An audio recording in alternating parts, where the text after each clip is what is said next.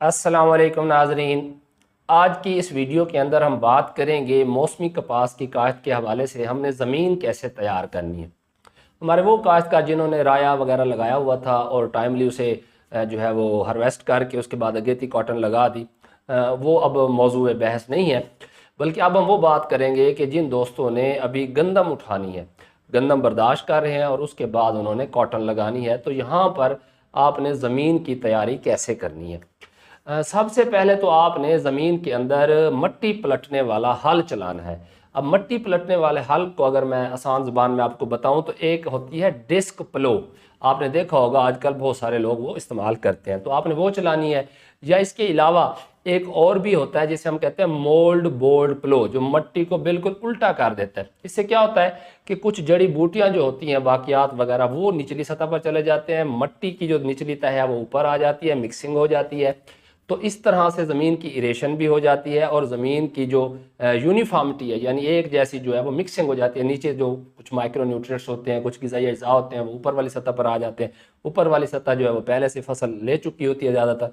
तो इस तरह जो है वो ज़मीन की शफलिंग होती रहती है। पहला जो डिस्क हाल आपने चला लेना है, उसके बाद आपने रोटावेटर चलाना है, ज़मीन भुरभुरी हो जाएगी। उसके बाद कोशिश करें उसे आप लेज़र लैंड लेवलर से ज़ीरो लेवल करवाएं। इसका बड़ा अहम किरदार है आपकी कपास की पैदावार में। अगर ज़मीन लेवल नहीं होती तो बहुत सारे मसाइल का सामना करना पड़ता है।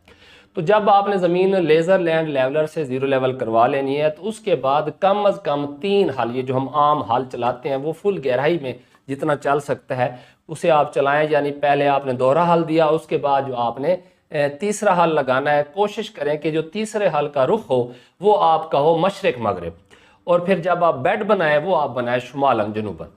लेकिन ज़मीन की तैयारी से पहले आपको ये पता होना चाहिए कि क्या हर ज़मीन में कॉटन काश्त हो सकती है। तो ऐसा बिल्कुल नहीं है।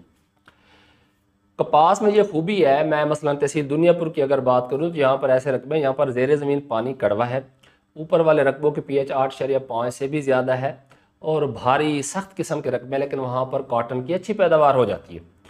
लेकिन जो बिल्कुल ही सोडिक सॉइल हैं, बाड़ा ज़मीनें हैं या सेलाइन सॉइल्स हैं या वहाँ पर सेम है, शोर है, तो वहाँ पर कॉटन काश्त नहीं करनी चाहिए। वो आपको प्रॉफिटेबल साबित नहीं होगी। कपास की बेहतर पैदावार के लिए जो मैरा ज़मीन होती है, जिसमें ज़्यादा पानी जज़ब करने और देर तक वत्तर बरकरार रखने की सलाहियत होती है, यानी बहुत ज़्यादा भारी मैरा भी नहीं, भारी मैरा में भी चल जाती है कॉटन, लेकिन बहुत ज़्यादा भारी मैरा नहीं, मैरा ज़मीन इसे बड़ी फेवर करती है।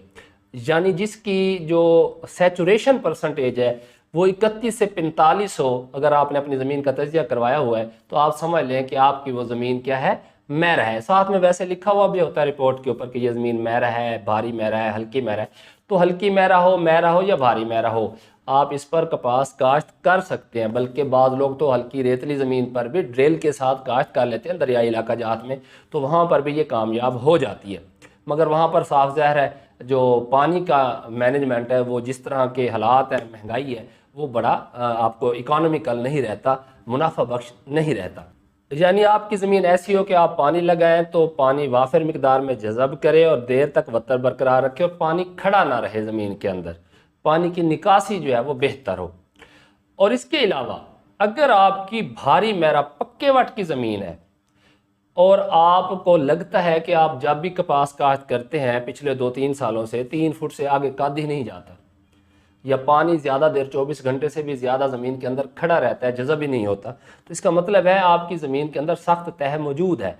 अब ये सख्त तह क्यों बनती है, इसको तोड़ने का हल क्या है, इस पर मैं पहले वीडियो बना चुका हूँ, जो यहाँ पर आपको एंड स्क्रीन पर मिल जाएगी। इसके लिए हम कहते हैं ज़मीन की सख्त तह तोड़ने वाला हल चलाएँ, गहरा हल चलाएँ, जिसे हम कहते हैं चिज़ल प्लो।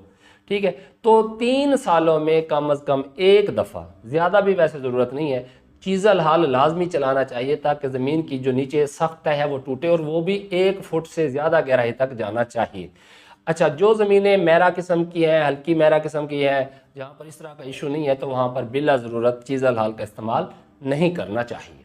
अब यहाँ पर कुछ दो सवाल करते हैं कि ज़मीन को हल्का पानी लगा के वत्तर आने के ऊपर तैयार करना चाहिए या खुश्क ज़मीन की ही पटाई कर देनी चाहिए। पहली बात तो ये है कि हमारे एरिया में तो आजकल नहरें बंद हैं और जो महंगाई, आपको पता है ट्यूबवेल का पानी कितना महंगा है। दूसरा, आपने खेलियाँ बनानी है, टाइम बहुत शार्ट है, 15 मई तक हर सूरत कोशिश करें कपास की काश्त मुकम्मल कर लें।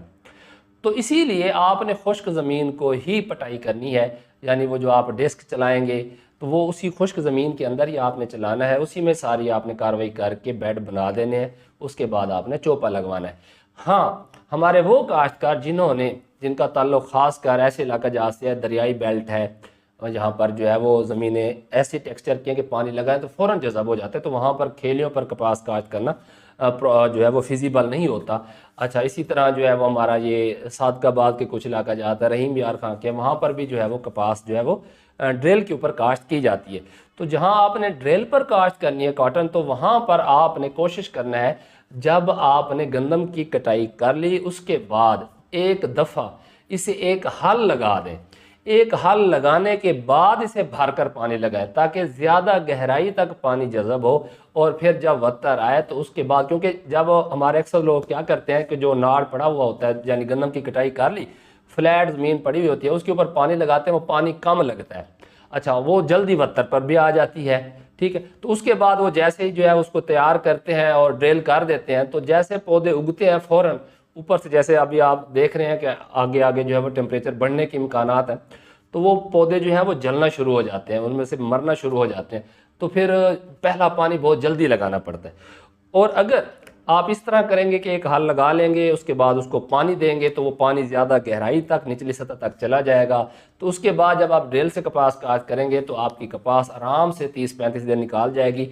और जो ड्रिल काश्ता कपास है उसको अगर 30-35 दिन से पहले एक दफ़ा खुश्क गोडी कर ली जाए तो उसकी जड़ें बड़ी मजबूती बना लेती हैं, नीचे काफ़ी गहराई तक उसकी जड़ चली जाती है पानी की तलाश में, जिससे उसकी बुनियाद मजबूत हो जाती है। और शुरू का जो 35-40 दिन है वो जड़ी बूटियों से भी आप उसे साफ़ कर लेते हैं, तरपाली वगैरह मारकर, खुश्क गोडी वगैरह करके। तो उससे क्या होता है, उसकी इब्तदा बड़ी बेहतरीन होती है ड्रिल काश्ता कपास से।